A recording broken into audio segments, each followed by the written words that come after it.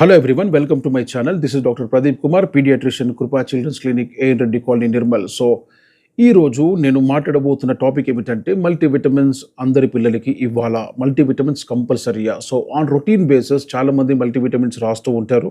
Okay, and ఒకళ్ళు రాయకపోతే parents కూడా అడిగి తీసుకుంటూ ఉంటారు. ఓకే, సో అయితే ఈ మల్టీవిటమిన్స్ కంపల్సరీయా, ప్రతి బాబు కంపల్సరీయా? ఈరోజు Indian Academy of Pediatrics IAP and American Academy of Pediatrics AAP plus National library of Medicine USA వాళ్ళ యొక్క రీసెర్చ్ పేపర్స్ని చూపించబోతున్నాను. ఓకే, అయితే ఈ వీడియో వచ్చేసేసి నెల తక్కువ పిల్లలు మరియు బరువు తక్కువ పిల్లల గురించి నేను మాట్లాడడం లేదు. క్లియర్? సో 2.5 kgs కంటే ఎక్కువ పుట్టి నెలలు నిండి పుట్టిన పిల్లల గురించి మాత్రమే ఈ వీడియో. ఓకే, ఎందుకంటే ఈ నెల తక్కువ పిల్లలు కానీ లేదా బరువు తక్కువ పిల్లలు పుట్టినప్పుడు వాళ్ళకి మల్టీవిటమిన్స్ అనేవి హ్యాపీగా ఇచ్చుకోవచ్చు. ఓకే, మిగతా టాపిక్స్ అంతా నేను కింద కవర్ చేస్తాను, జాగ్రత్తగా వినండి. సో మల్టీవిటమిన్స్ అనేవి చాలామంది డాక్టర్స్ వెయిట్ గెయిన్ కోసం ఇస్తూ ఉంటారు. ఒకళ్ళు ఇవ్వకపోయినా పేరెంట్స్ అడిగి మరీ తీసుకుంటూ ఉంటారు. కొంతమంది అవి ఇస్తే పిల్లలు వెయిట్ మంచిగా పెరుగుతారు అని అనుకుంటారు. మరి కొంతమంది అవి ఇస్తే మంచిగా డైజెషన్ అవుతుంది. మరి కొంతమంది అది ఇస్తే మంచి ఇమ్యూనిటీ ఉంటుంది అని చాలా రకాలుగా మల్టీవిటమిన్స్ గురించి పేరెంట్స్గా అనుకుంటూ ఉంటారు. ఓకే, అయితే ఈరోజు మల్టీవిటమిన్స్ ఎంతవరకు ఇవ్వడము కరెక్ట్? ఓకే, సో నేను ఈరోజు ఐఏపీ కానీ ఏఏపీ గైడ్లైన్స్ క్లియర్గా మీకు చూపించబోతున్నాను. ఓకే, సో నా ఛానల్లో మీకు జెన్యూన్ ఒరిజినల్ కంటెంట్ మాత్రమే దొరుకుతుంది. Okay, right. సో నా పాయింట్ జాగ్రత్తగా చూడండి. ఇప్పుడు నేను చూపిస్తున్న పేపర్ చూడండి.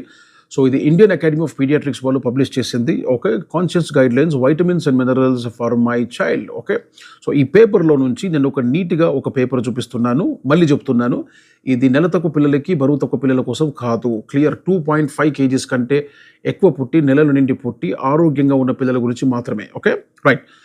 సో వీళ్ళు ఈ పేపర్లో లాస్ట్కి ఒక పాయింట్ రాస్తూ ఉంటారు. ఏమనంటే మీరు చూస్తూ కింద నీట్గా రాస్తారు. ఇక్కడ చూడండి, నేను బ్లూ కలర్లో అండర్లైన్ చేశాను. Severely undernourished long standing diarrhoea, long standing liver disease ఉంటే వాళ్ళకి విటమిన్ ఏ ఇవ్వచ్చు. Okay, and sunlight dietary sources రెగ్యులర్గా చెప్పినట్టుగా విటమిన్ డి కంపల్సరీ ప్రతి పిల్లలకి ఇవ్వాలి. Okay, right. And diet is a child whose diet is poor in iron needs iron supplementation. Yes. And adolescent girls అంటే ఎవరైతే ప్యూబర్టీకి దగ్గర ఉంటారో వాళ్ళకి ఐరన్ ఇవ్వాలి. పర్ఫెక్ట్. అండ్ డయేరియా ఇల్నెస్ అంటే లూజ్ మోషన్ నుంచి రీకవర్ అయిన పిల్లలకి ఇవంతా ఫైన్. ఓకే, ఇదంతా ట్రీట్మెంట్ పార్ట్. బట్ కింద ఒక లైన్ రాశారు చూడండి. అదేమిటంటే on an individual basis you may discuss with your doctor whether your child needs supplements full stop. On a routine basis these are not required in an otherwise healthy child. They are not appetite stimulants. నా point మీకు అర్థమవుతుందా? So multivitamin drops అనేవి రెగ్యులర్గా పిల్లలకి ఇచ్చే medicines, routine బేస్గా ఇచ్చే healthy పిల్లలకి ఇచ్చేటటువంటి మెడిసిన్ కాదు. క్లియర్? నెంబర్ 1 ఇది ఐఏపీ. ఓకే, ఇప్పుడు నేను సెకండ్ పేపర్ చూపిస్తున్నాను. ఇది అమెరికన్ అకాడమీ ఆఫ్ పీడియాట్రిక్స్ వాళ్ళది. సో healthychildren.org ఇది వీళ్ళ యొక్క సబ్ వెబ్సైట్ అనమాట. So powered by pediatricians, trusted by parents వాళ్ళ ఒరిజినల్ స్లోగన్ అనమాట from the American Academy of Pediatrics. So కింద వీళ్ళు చక్కగా పాయింట్ రాస్తారు. So if you and your baby both are healthy and you are well nourished, your child may not require any supplements of these vitamins. అర్థమవుతుందా? So మీ పాప ఆరోగ్యంగా ఉండి, మీ పాప మంచిగా తల్లిపాలు తాగితే డెఫినెట్గా మీ పాపకి మల్టీవిటమిన్ డ్రాప్స్ అవసరం లేదు. క్లియర్? ఎలాంటి విటమిన్స్ అవసరం లేదు. కానీ ఈ ఎంవిటి విటమిన్స్ అంటే మల్టీవిటమిన్ డ్రాప్స్ అనేవి చాలామంది పేరెంట్స్ వాడుతున్నారు. ఓకే, మీ పిల్లలు హెల్తీగా ఉన్నా, మీకు తల్లిపాలు మంచిగా వచ్చినా చాలామంది పిల్లలు ఇవి వాడుతూ ఉన్నారు. పేరెంట్స్ మరీ అడిగి తీసుకుంటూ ఉన్నారు. ఓకే, దీని బలం మందులు అని తీసుకుంటూ ఉంటారు. అయితే పేరెంట్స్ యొక్క సైకాలజీ అనేది మారాలి అని నేను ఈ వీడియో ద్వారా కోరుకుంటున్నాను. ఎందుకంటే పేరెంట్స్ చాలామంది ఏమనుకుంటున్నారంటే మల్టీవిటమిన్ డ్రాప్స్ వేయకపోతే మా బాబు సన్నగా అయిపోతాడు, మల్టీవిటమిన్ డ్రాప్స్ వేయకపోతే వాడు రోగాల్లో బాధపడతాడు, మల్టీవిటమిన్స్ వేయకపోతే వాడికి ఆకలి కాదు అని ఇలాంటి పాయింట్స్ అన్నీ వాళ్ళు మనసులో పెట్టేసుకున్నారు. ఓకే, అందుకే అమెరికన్ అకాడమీ, మన ఐఏపీ ఇండియన్ అకాడమీ వాళ్ళు రాస్తారు these are not appetite stimulants. అంటే ఈ మల్టీవిటమిన్ డ్రాప్స్తో ఆకలి ఏమీ పెరగదు. క్లియర్? రైట్.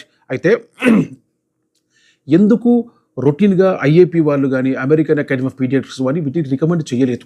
ఎందుకు? వై? సో ఇప్పుడు నేను ఒక మంచి రీజన్ చూపిస్తున్నాను. ఇప్పుడు చూడండి, నా పాయింట్ మీరు చూడండి. సో ఇక్కడ ఒక పేపర్ చూపిస్తున్నాను నేను. ఎల్స్వేర్లో పబ్లిష్ అయింది, ఇది NLMలో పబ్లిష్ అయింది. ఇది over view of nutrients in human milk. ఒక తల్లి పాలలో ఎలాంటి విటమిన్స్ మనకి ఉన్నాయి అనేది ఈ పేపర్ అన్నమాట. ఓకే, అయితే నేను ఇప్పుడు మీకు ఒక చిన్న క్లిప్ చూపిస్తున్నాను చూడండి. సో ఈ క్లిప్లో మీరు చాలా క్లియర్గా చూస్తే ఈ క్లిప్లో వచ్చేసి నేను మీకు ఫస్ట్ స్లైడ్ చూపిస్తున్నాను చూడండి. సో ఇక్కడ థయామిన్ ఉంది. సో B1 చాలా క్లియర్గా రాశారు చూడండి. Increases over the first several months, ఇది B1 vitamin. Okay, and plus ఈ పైన ప్లస్లు వచ్చేసేసి తల్లి యొక్క న్యూట్రిషన్ని బట్టి మారడం. అంటే తల్లి పాలు కరెక్ట్గా తీసుకుంటే తల్లి మంచి ఫుడ్ తీసుకుంటే డెఫినెట్గా థయామిన్ అనేది బ్రెస్ట్ మిల్క్లో పెరిగే ఛాన్సెస్ ఎక్కువగా ఉంటాయి అన్నట్టుగా ఈ పాయింట్ అన్నమాట. ఓకే, సో దీన్ని క్లియర్గా వీళ్ళు రాసినారు, ప్లస్ అని పెట్టినారు. అంటే affected by the maternal diet. Yes, thiamine అనేది తల్లి మంచిగా అన్ని ఫుడ్ తింటూ ఉంటే, ఎగ్ కానీ అన్ని తింటూ ఉంటే థయామిన్ అనేది డెఫినెట్గా బ్రెస్ట్ మిల్క్లో బయటికి వస్తుంది కంపల్సరీ. అండ్ సెకండ్ వచ్చేసి రైబోఫ్లావిన్ వచ్చేసేసి మనకి ఫస్ట్లో కొంచెం తగ్గుతుంది, ఆ తర్వాత స్టేబుల్ అవుతుంది. ఓకే, అండ్ సైడ్కి ప్లస్ అని ఉంది. అంటే డెఫినెట్గా తల్లి యొక్క ఫీడింగ్తోని రైబోఫ్లావిన్ అనేది డెఫినెట్గా ఎఫెక్ట్ అవుతుంది. అండ్ మూడోది వచ్చేసేసి విటమిన్ B6. ఈ విటమిన్ B6 వచ్చేసేసి మీరు కరెక్ట్గా చూస్తే increases during the first week post partum followed by gradual decline. Okay, స్టార్టింగ్లో బాగా పెరుగుతుంది, మళ్ళీ తర్వాత తగ్గుతుంది తల్లి పాలలో. కానీ ప్లస్ అని చూడండి. సో ప్లస్ అంటే తల్లి యొక్క ఫుడ్ని బట్టి డెఫినెట్గా ఈ B6 అనేది బ్రెస్ట్ మిల్క్లో కంటెంట్ అనేది ఎఫెక్ట్ అవుతుంది. తల్లి మంచి ఫుడ్ తీసుకుంటే డెఫినెట్గా B6 అనేది ఎక్కువగా వస్తుంది. క్లియర్. అండ్ నేను ఇప్పుడు కిందికి వెళ్తున్నాను. B12. సో B12 అనేది decreases during the first 3 to 4 months of lactation. స్టార్టింగ్లో తగ్గుతుంది, ఆ తర్వాత మళ్ళీ అది పెరుగుతుంది. అండ్ మోర్ ఓవర్ తల్లి తీసుకునే ఆ ఫుడ్ని బట్టి కూడా B12 అనేది ఫ్లక్చువేషన్ అవుతుంది, అంటే పెరుగుతుంది. ఓకే, తల్లి మంచి ఫుడ్ తీసుకుంటే డెఫినెట్గా ప్లస్. ఓకే, అండ్ మీరు ఫోలేట్ చూస్తే peak at 2 to 3 months of lactation. ఎందుకు అంటే మదర్స్ ప్రెగ్నెన్సీ ఉన్నప్పుడు వీళ్ళు డెఫినెట్గా ఫోలిక్ యాసిడ్ ట్యాబ్లెట్స్ వేసుకుంటూ ఉంటారు. సో రిక్వైర్మెంట్ అనేది చాలా మనకి, అంటే తల్లి ట్యాబ్లెట్స్ ఆల్రెడీ వాడి ఉంటుంది కాబట్టి తల్లి బ్లడ్లో అడిక్వేట్గానే ఉంటుంది డెఫినెట్గా. ఓకే, అండ్ మూడోది వచ్చేసి peak set 2 to 3 months of the lactation. అంటే వాళ్ళు పాలిస్తున్నప్పుడు 2 to 3 monthsలో తల్లి పాలలో హెవీగా ఫోలేట్ ఉంటుంది.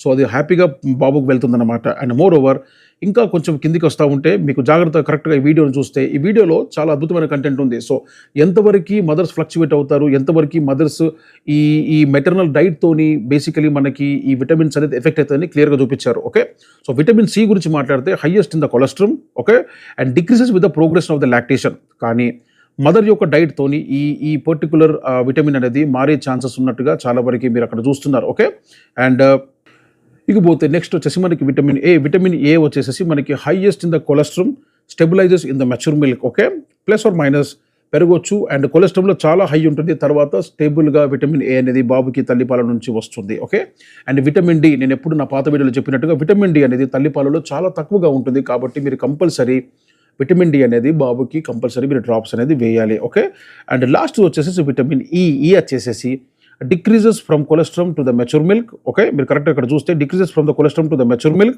అండ్ డెఫినెట్గా తల్లి యొక్క ఫీడింగ్తోని ఎఫెక్ట్ అవుతుంది. అంటే తల్లి మంచి ఫుడ్ తీసుకుంటే బ్రెస్ట్ మిల్క్లో చాలా అద్భుతంగా మనకి బయటికి బేబీకి వస్తుంది. ఓకే, అండ్ ఇకపోతే నేను లాస్ట్ విటమిన్ కే గురించి మాట్లాడుతున్నాను. విటమిన్ కే అనేది తల్లి పాలలో చాలా తక్కువగా ఉంటుంది. మీరు చూస్తే అక్కడ లో concentrations in the breast milk. Okay, and ఇది ఒక ఇంపార్టెంట్ ఏంటంటే విటమిన్ కే అనేది మనము పిల్లలకి ఇవ్వాల్సిన అవసరం, ఎందుకంటే వాడు పుట్టగానే వాడి కాలుకు ఒక చిన్న ఇంజెక్షన్ ఇస్తారు, అది విటమిన్ కే ఇంజెక్షన్, అందరికి తెలిసిందే. ఓకే, తరువాత బాబు యొక్క లివర్ అనేది పెరుగుతున్న కొద్దీ ఆటోమేటిక్ బాబు యొక్క లివర్ అనేది విటమిన్ కేని తయారు చేసుకుంటుంది. ఓకే, అండ్ ఇది చాలా ఇంపార్టెంట్ అనమాట. సో అందుకే ఇప్పుడు నేను ఓవరాల్గా చూపించిన విటమిన్స్లో మీకు విటమిన్ డి కానీ విటమిన్ కే మాత్రమే ప్రాబ్లమేటిక్గా ఉన్నాయి. అయితే ఈ రెండు విటమిన్స్ మీరు విటమిన్ కే అనేది ఇంజెక్షన్ ఆల్రెడీ ఇచ్చేస్తారు పుట్టగానే. ఓకే, అండ్ సెకండ్ది వాడు ఏజ్ పెరుగుతున్న కొద్ది లివర్ మెచ్యూర్ అవుతుంటుంది కాబట్టి విటమిన్ కేని హ్యాపీగా లివర్ తయారు చేసుకుంటుంది. అండ్ రెండోది వచ్చేసి విటమిన్ డి, అది కూడా తక్కువ ఉంది కాబట్టి విటమిన్ డి అనేది మీరు కంపల్సరీగా ప్రతి మదర్ డ్రాప్స్ ఇస్తూ ఉంటారు. సో మల్టీవిటమిన్స్ అన్నీ కూడా మదర్స్ మిల్క్లో చాలా అద్భుతంగా ఉన్నాయి. నెంబర్ 1. ఓకే, స్టార్టింగ్లో బాగా పీక్గా ఉన్నటువంటి విటమిన్స్ ఆ తర్వాత రోజు టైం గడుస్తున్న కొద్దీ మదర్ యొక్క ఫీడింగ్ని బట్టి, మదర్ ఏమేమి తింటుందో దాన్ని బట్టి బ్రెస్ట్ మిల్క్లో బట్టి కాన్సన్ట్రేషన్స్ అనేవి పెరుగుతూ ఉంటాయి. కాబట్టి మల్టీవిటమిన్ డ్రాప్స్ అనేది మీరు బాబు పిల్లలకి ఇవ్వాల్సిన అవసరం లేదు. ఇది first point. So American Academy of Pediatrics కానీ ఇండియన్ అకాడమీ ఆఫ్ పీడియాట్రిక్స్ కానీ రికమెండ్ చేయకపోవడానికి మెయిన్ రీజన్ ఇదన్నమాట. Okay, right. ఇప్పుడు నేను కొంచెం డీప్ వస్తున్నాను, మీకు రెండో కారణం నేను చెప్తాను. అయితే చాలామంది ఏం చేస్తారు అంటే బాలింతలు నాన్ వెజ్ తినొద్దు, బాలింతలు ఎగ్ తినొద్దు అని చాలా రెస్ట్రిక్షన్స్ పెడుతూ ఉంటారు. నేను పాత వీడియోలో చూపించాను మీకు. ఇండియన్ అకాడమీ ఆఫ్ పీడియాట్రిక్స్ వాళ్ళు క్లియర్గా రాస్తారు ఏమనంటే there is no dietary restrictions to a lactating mother.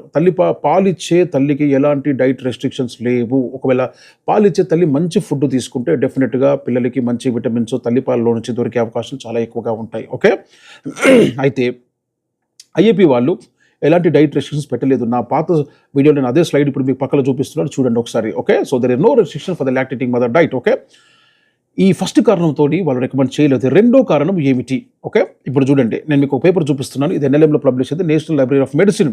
So multivitamins అనేవి ఇవ్వకూడదు. ఓకే, సో మల్టీవిటమిన్స్ ఎక్కువగా వాడే మదర్స్లో, మల్టీవిటమిన్స్ అవసరం లేకుండా ఇచ్చే మదర్స్లో, వాడు 2.5 kgs కంటే ఎక్కువ పుట్టి వాడు ఆరోగ్యంగా ఉన్న పిల్లల్లో కూడా మీరు ఎక్కువ మల్టీవిటమిన్ ఇచ్చుకుంటూ పోతే ఏమవుతుంది? ఓకే, ఇప్పుడు నేను పాయింట్స్ చూపించబోతున్నాను. మీరు చూస్తున్న పేపర్ ఇప్పుడు NLM, national library of medicine, autism research and ట్రీట్మెంట్లో పబ్లిష్ అయింది.